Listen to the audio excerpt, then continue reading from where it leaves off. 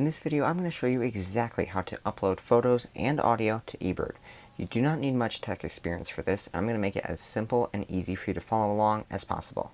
In order to upload photos to eBird, you have to first submit a checklist. And if you are submitting checklists on their website, this is what you're going to see right after you hit the submit button.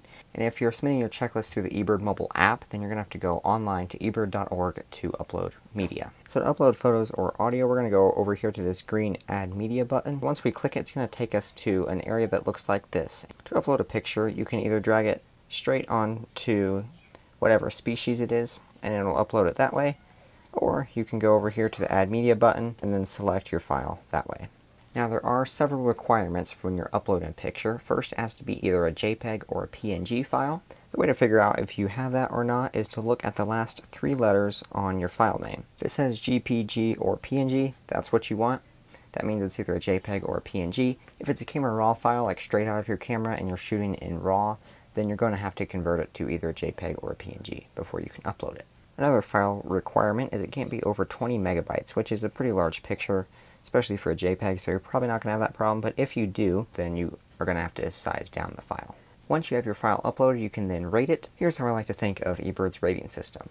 5 is great, 4 is good, 3 is a decent picture, 2 is a pretty bad picture, maybe it's blurry or the subject is pretty far back in the frame, and 1 is for documentation purposes only. So if you saw a rare bird and you didn't get great pictures, and all the pictures you got were pretty blurry, but you could still tell that it was a rare bird, you can then upload it to eBird so other people can go confirm it, or just upload it for your documentation purposes. Once you've rated it, you can also put in some notes that are specific to that picture. Like here, I could put in here that this condor is tagged K6. Down here, you can put in whether or not it's a male or female, put in their age, and if you don't know any of that, you can just put in age unknown. If there's any additional species inside of that picture, you can put them in here. Next is behavior tags. It's like if the bird in this picture was eating, you could check that box. That just makes your observations a little bit more useful for research purposes. More tags down here, like if it's just a habitat picture or there's eggs that you took a picture of, whether or not it's a field note, whether or not it's just you took a picture of field notes or a sketch that you made to document a rare bird. If you're taking a picture of a bird's nest and you happen to know what species is nesting there, you could